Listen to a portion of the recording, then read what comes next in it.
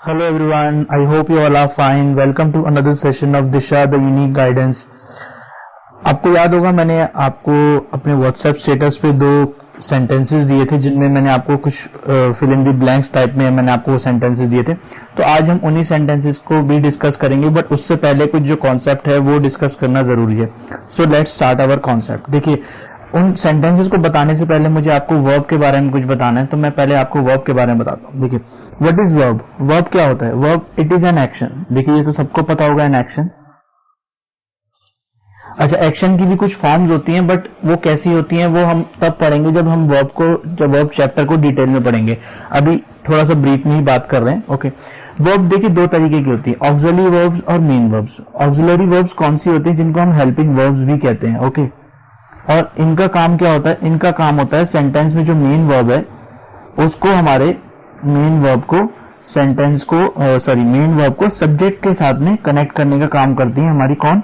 Auxiliary verbs. और ये किस तरीके की होती है? जैसे हमने सेंटेंस में पढ़ते हैं is, am, are, was, were, can, shall. जो इस तरीके की जो वर्ब्स होती हैं ये हमारी ऑक्सिलरी वर्ब्स होती हैं। इसके अलावा हमारे सेंटेंस में एक तरह की वर्ब और होती है, that is main verbs. Main verbs कौन सी होती हैं? ये होते हैं जो the main action performed, main action performed. Okay, the main action performed are called main verbs. और ये 2 तरीके की होती हैं। कैसे? ट्रांजिटिव और इंट्रांजिटिव। देखिए, ये कुछ नए टर्म्स आ रहे हैं आपके सामने, सो प्लीज इसको ध्यान से सुनिएगा, और अगर नहीं समझ में आए तो please rewind the video and do listen to this part carefully so that you would get the better clarity over whatever I have taught. Okay, transitive verbs कौन सी होती है? ट्रांजिटिव वर्ब्स देखिए वो होती है जिनके अपने ऑब्जेक्ट्स होते हैं। ऑब्जेक्ट्स क्या होते हैं? मैंने आपको पहले भी वीडियोज में बता रखा है। ऑब्जेक्ट्स वो होते हैं, मतलब नाउन प्रोनाउन, जो इन मेन वर्ब्स को रिसीव करने का काम करते हैं। ठीक है, इन वर्ब्स को जो भी एक्शन परफॉर्म हुआ उसका जो भी इंपैक्ट आया उसको अपने ऊपर रिसीव करने का काम जो करते हैं वो इंट्रांजिटिव वर्ब्स के ऑब्जेक्ट करते हैं। ओके, इसके अलावा इंट्रांजिटिव वर्ब्स कौन सी होती हैं? इनके अपने कोई ऑब्जेक्ट्स नहीं होते, यानी कि इनका कोई रिसीवर नहीं होता। और इनके बाद हम प्रपोजिशंस लिखते हैं। प्रपोजिशंस कौन से? जैसे कि to, from, for, on, at, इस तरह की जो वर्ड्स होते हैं दोज आर कॉल्ड प्रपोजिशंस। और जो भी ऑब्जेक्ट इसके बाद आता है ना वो इन प्रपोजिशंस का ऑब्जेक्ट होता है। इन वर्ब्स का अपना डायरेक्ट कोई ऑब्जेक्ट नहीं होता है। ठीक है, ये एक बेसिक डिफरेंस था जो कि समझना जरूरी था ट्रांजिटिव और इंट्रांजिटिव वर्ब्स के बीच का, क्योंकि हमारा आज का जो कॉन्सेप्ट है फॉल वर्सेस फेल वो ट्रांजिटिव और इंट्रांजिटिव वर्ब पे ही बेस्ड है। Let's move to our next slide. उस चीज की बेटर अंडरस्टैंडिंग के लिए अब हम समझेंगे फॉल वर्सेस फेल को, क्योंकि हमें ट्रांजिटिव और इंट्रांजिटिव को समझना ज्यादा पहले जरूरी था, इसलिए हमने पहले उसको समझा। देखिए, ये जो फॉल होता है ना ये एक वर्ब होती है, लेकिन ये वर्ब कैसी होती है? ये होती है इंट्रांजिटिव वर्ब। इंट्रांजिटिव वर्ब होती है। इसका मतलब क्या होता है कि इनके बाद हम जनरली प्रपोजिशंस को लिखते हैं और जो भी वर्ड आएगा या जो भी नाउन आएगा या प्रोनाउन आएगा वो इन प्रपोजिशंस का ऑब्जेक्ट बनते हैं, ना कि इंट्रांजिटिव वर्ब्स का। ओके, ऑब्जेक्ट जो बनेगा वो इन प्रपोजिशंस का बनेगा, ना कि इन ट्रांजिटिव वर्ब्स का। ओके, और इसका जो मीनिंग होता है ना फॉल का, इसका मीनिंग होता है टू गो डाउन, यानी गिर जाना। मतलब generally I do not prefer translation, but समझाने के पर्पज से मैं आपको बोल रहा हूं कि इसका मीनिंग होता है टू गो डाउन, यानी कि टू फॉल या गिर जाना। इसका मतलब ये होता है। देखिए, हर वर्ड की ना कुछ फॉर्म्स होती हैं जिनको हम जनरली अगर कहें तो first form, second form, third form, इस तरीके से हम लोग बोलते हैं। लेकिन I don't think it is the right thing to say और द राइट वे टू से। हमेशा हमें ऐसे बोलना चाहिए, बेस फॉर्म, पास्ट फॉर्म और परफेक्ट फॉर्म। ये it is the best way to understand and to remember, otherwise आप थोड़ा सा कंफ्यूजन में आ जाएंगे। देखिए, इस वाले वर्ड फॉल की जो बेस फॉर्म होती है ना वो 2 होती हैं, फॉल और फॉल्स। ये कब होगा? जब हमारा सब्जेक्ट सिंगुलर होगा। ये कब होगा? जब हमारा सब्जेक्ट प्लूरल होगा। ओके, इसके अलावा इसकी जो पास्ट फॉर्म बनेगी दैट इज फेल।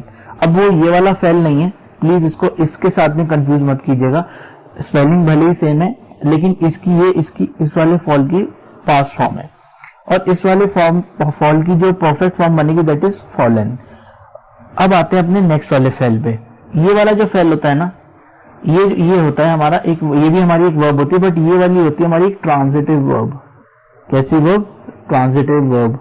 इसका मतलब क्या, इसके बाद जो भी वर्ड आएगा, जो नाउन या प्रोनाउन, वो इस वर्ब का डायरेक्ट ऑब्जेक्ट बन जाएगा और इस वर्ब के इम्पैक्ट को रिसीव करने का काम करेगा। इस वाले फेल का जो मीनिंग होता है दैट इज ब्रिंग डाउन। उस वाले फॉल का मीनिंग था टू गो डाउन, इस वाले फॉल का मीनिंग, फेल का मीनिंग होता है टू ब्रिंग डाउन। इसकी भी कुछ बेस फॉर्म, पास्ट फॉर्म और परफेक्ट फॉर्म होती है, क्या होती है देख लेते हैं। इसकी जो बेस फॉर्म बनेगी दैट इज फेल। अब उसके साथ में कंफ्यूज मत कीजिएगा, क्योंकि उस वाले फॉल की जो सेकंड फॉर्म होती है दैट इज फेल, और इसकी जो बेस फॉर्म है वो भी फेल है, लेकिन इसका अपना अलग मीनिंग है, इसका अपना अलग मीनिंग है। वर्ड दोनों ही सेम है बट अलग अलग मीनिंग है। इस वाले फेल की जो पास्ट फॉर्म बनेगी दैट इज फेल्ड, उस वाले फॉल की जो पास्ट फॉर्म थी दैट इज फेल, इस वाले की फेल्ड। उसकी पास्ट फॉर्म थी फॉलन, इसकी है फेल्ड। ओके, तो इसकी पास्ट फॉर्म और परफेक्ट फॉर्म दोनों ही सेम है। अब जब हमने इतना सब समझ लिया है तो अब हम आते हैं अपने उन 2 सेंटेंसेस पे जो मैंने आपको अपने व्हाट्सएप स्टेटस पे as a part of assignment दिए थे। देखिए, when he was going to office he dash into a fourth hole. अब देखते हैं इन सेंटेंस को। देखिए, ये जो हमारा इनटू होता है ना, ये हमारा एक प्रपोजिशन होता है, यानी कि ये जो फोर्थ होल है ये इस प्रपोजिशन का ऑब्जेक्ट है, ना कि इस वाली वर्ब का जो कि यहाँ पे ब्लैंक में आएगी। इसका मतलब यहाँ पे जो वर्ब आएगी that will be intransitive. Intransitive verb कौन सी होती है? फॉल। उसकी सेकंड फॉर्म होती है फेल और उसकी थर्ड फॉर्म होती है फॉलन।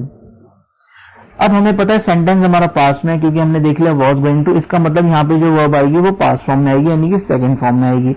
सेकंड फॉर्म में आने के लिए हम यहाँ पे फेल लिखेंगे। When he was going to office, he fell into a pothole.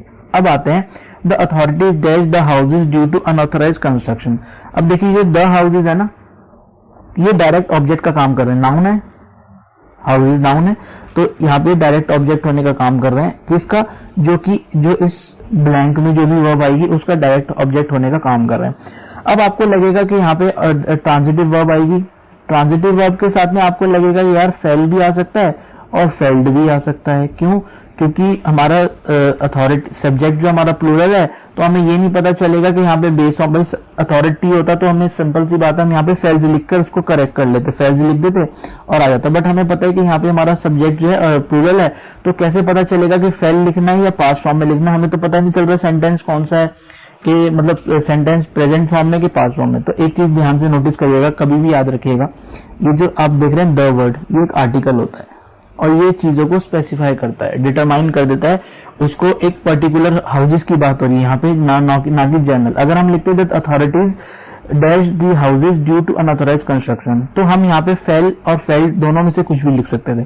लेकिन जब हमने डी लिख दिया ना, तो ये द लिख देने के से हमारे हाउसेज, हमारे एक पर्टिकुलर हम हाउसेज की बात कर रहे हैं। अब आप खुद सोच के देखो, पर्टिकुलर हाउसेज यानी कि कुछ गिने चुने हाउसेज हैं, उन्हीं को बार बार तो गिराती नहीं रहेगी, एक बार ही गिरा दे, गिर गए बस। यानी कि इसका मतलब हमारा सेंटेंस जो है ये हमारा पास्ट टेंस में है। पास्ट टेंस में होने की वजह से यहाँ पे सेकंड फॉर्म आएगी, सेकंड फॉर्म के लिए हम यहाँ पे फेल्ड लिख देंगे। आई होप आपको समझ में आ गए होंगे दोनों सेंटेंसेस, और with for better clarity do watch the video multiple times अगर आपको लग रहा है कि फर्स्ट टाइम में क्लियरिटी नहीं आई है। अब यही तो हमारा सेंटेंसेस यहीं तक थे। इसके अलावा मैं आपके लिए कुछ प्रैक्टिस के लिए सेंटेंसेस भी लाया हूं, प्लीज एक बार उनको भी देख लेते हैं, so that we will get a better clarity over the topic. अब देखिए, मैं आपको सजेस्ट करूंगा कि आप वीडियो को 5 मिनट के लिए रोके और पहले इनको खुद सॉल्व करने की कोशिश कीजिए। डजेंट मैटर आपका एक भी सही ना हो, it hardly matters, what matters the most इसके आपने ट्राई करा, ठीक है। आप ट्राई करना ही एक ओनली थिंग है जो हमारी लाइफ में मैटर करती है, results do not matter, the only thing matter is we try. Okay, तो please stop the video for 5 minutes और इनको ट्राई कीजिए।